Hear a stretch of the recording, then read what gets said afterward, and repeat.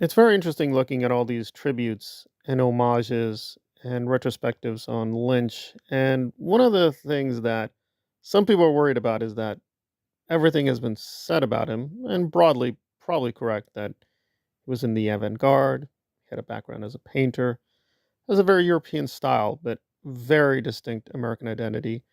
And it's very hard to pin him down to any one genre, although some people try to confine him to the Gothic or even horror or even surrealism. I don't think any of these labels will really capture him completely.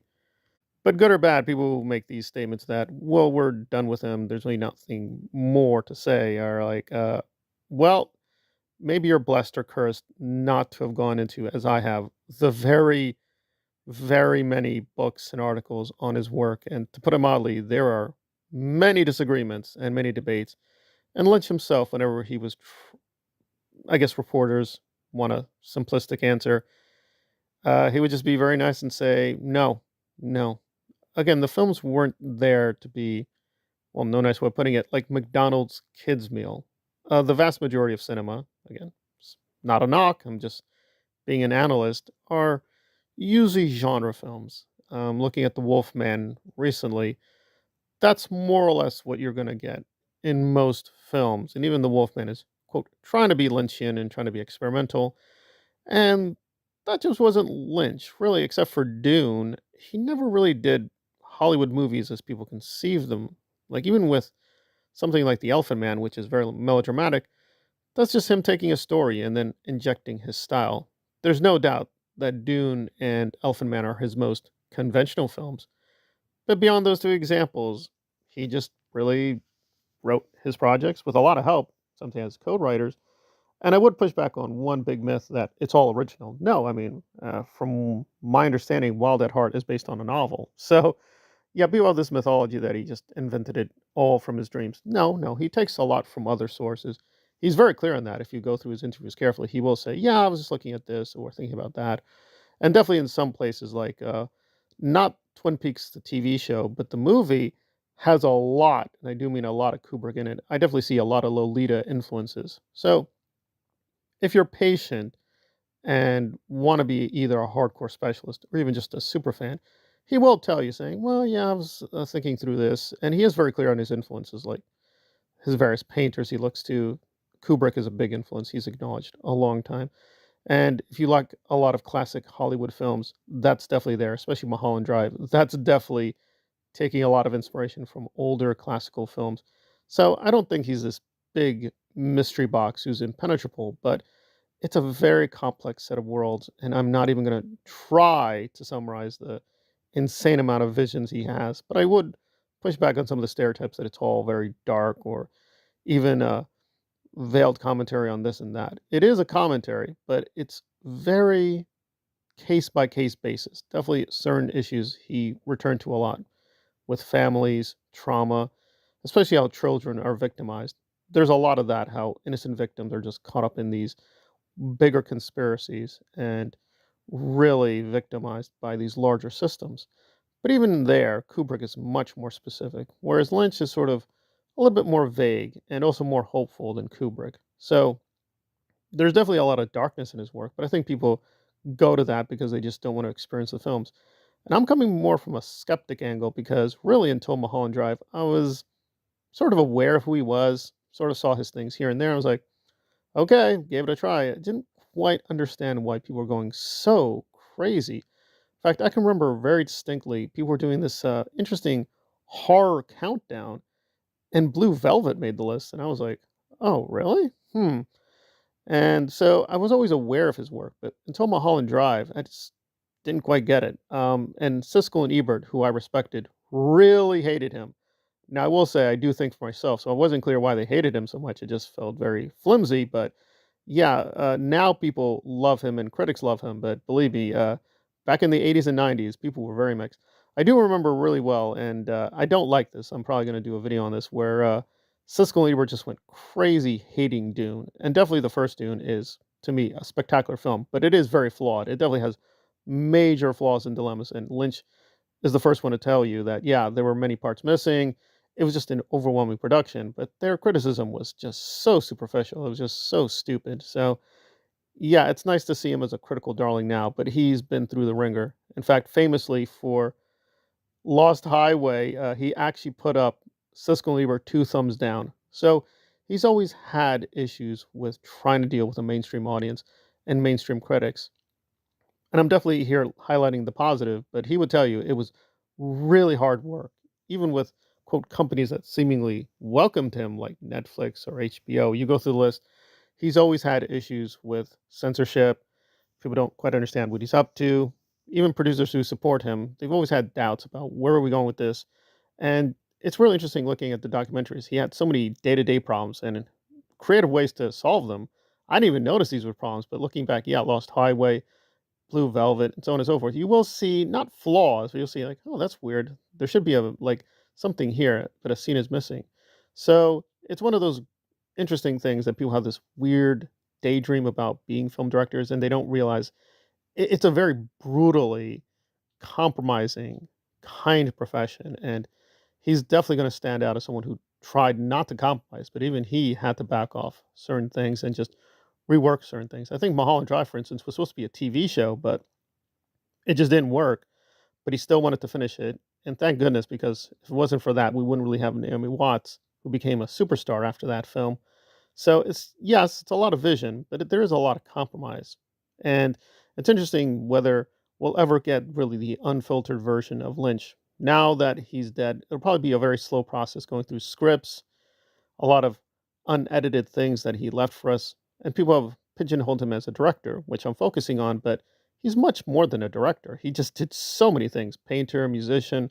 He's really an artist with a capital A in almost every sense of the word. So it's even diminishing him just to focus solely on the films, although that's definitely going to be his major contribution in what most people love or even hate about him. That I've never really bought into that interpretation that the films are themselves so baffling. I think they're fairly straightforward. They're just these very interesting, if strange and disturbing visions where we follow these characters and ideas, and that's it. There are definitely interesting, very specialized mysteries about Twin Peaks or Mulholland Drive's various theories, but like with Mulholland Drive, it just seems what it is. It's an interesting look at the Hollywood dream through these various people whose fantasy we're looking at to me never really mattered. Like, is it really the main character, the main actor? Maybe it's one of the conspirators. Maybe it's the cowboy, so on and so forth. I think those are interesting questions, which you can debate for hours and hours. But I don't think generally the visions were that impenetrable. It just seemed a very interesting perspective, right? Because you could just switch styles so easily from very complex narratives to something like the straight story, which I still haven't seen, but I've seen large chunks of it and a lot of commentaries on it. People just wonder, like, how can he fit all this in one mind or one consciousness? But if you know his stuff at a deeper level, he never had this binary. I mean, he grew up a Christian, but he got into Buddhism later. So it just seems like a weird melding of various religions, artistic styles, different eras, and different traditions. And again, we're just used to film directors being one thing all the time, right? Michael Bay does action, so on and so forth. Steven Spielberg does these big epics, so on and so forth. But the really strong artists aren't ever really one thing. It's not about genre or even style. It's really the perspective they bring. And although sadly we now will not have this perspective, he left us a lot of examples and samples of how and why he visualized and thought about the world. And his family left a very touching thing. Don't concentrate on the whole, but the donut. But I'd probably go bigger and say, don't really think about just the quote darkness or flashy visual style, but just think about the whole thing. And when you look at it, it is a seemingly very strange set of monuments that he left us. But I don't think they're there to be deconstructed or dissected. They're there to be, first of all, experienced. And whether you like them or not, and many people don't like Lynch's films and probably never will, that's perfectly fine. I don't think he had any issue with that. I think people really expect too much of him. I think what he always wanted was people to be honest in their response. And definitely he worked really hard, no doubt about that, to give you a vision. And then if you didn't like the vision or didn't understand it, that's fine. But you respect it as a vision, whereas unfortunately too much of cinema and too many filmmakers are really just always trying to dumb it down into something very simplistic and digestible, and that's just something he was not interested in. Even with Dune, where he felt he did do a lot of compromising, that was not quote, normal to him. He was actually working on a script for a sequel, so his I wouldn't say lying, but being deceptive about how much he hated the film. He loved making it, but it was a very overwhelming process. And so he said, confidentially to a producer, I don't think I want to do this again because it was just too big and too much. So he definitely worked with a quote smaller scale. But even then, it was very tough to get financing and get these projects done. So his last official film is Inland Empire, which I've never seen. I've only seen small parts of it, so I want to finally give that a try. But I don't think the point here is to do a binge watch of his quote greatest hits. I think his whole point is if you can try to open your mind and your consciousness seriously to what he's up to, then he'd invite you in. But if you just want to whittle it down to some simple, oh, I like it or don't like it because, I didn't understand the plot, I don't think he had time for that. That's not what the films are for. They're not really about plots or characters. They're about these very, very strange experiences, and then you try and have an honest response with that experience and then grow from them. If you want to, that's your choice. You don't have to, but they're really more experiences that he tried to give us in cinematic form. And if you look at his other works of art, they're definitely there to be experienced. They're not there to be, quote, just analyzed. That's really not the point. So even though the hallmark of this channel is to analyze, there is also clearly a role for just how you feel or how you intuit what he does with these films. And they definitely leave me confused, but not in the usual sense that I'm cognitively confused, but I'm more confused at a very intriguing angle, especially some different endings that he has to Mulholland Drive. Not like, what does that mean? But it's like, hmm, just a weird merger of styles and what he's trying to produce with that. And definitely, finally, I kind of, as a Hispanic person, I did find it really amusing how much of Spanish culture and Hispanic culture is in Mulholland Drive and how much he had a real affection for foreign languages, foreign styles, but it's always very distinctly American. It's always a very distinctly American dialogue and American perspective and how it tries to absorb these other cultures and commenting on it. So I always appreciated that. And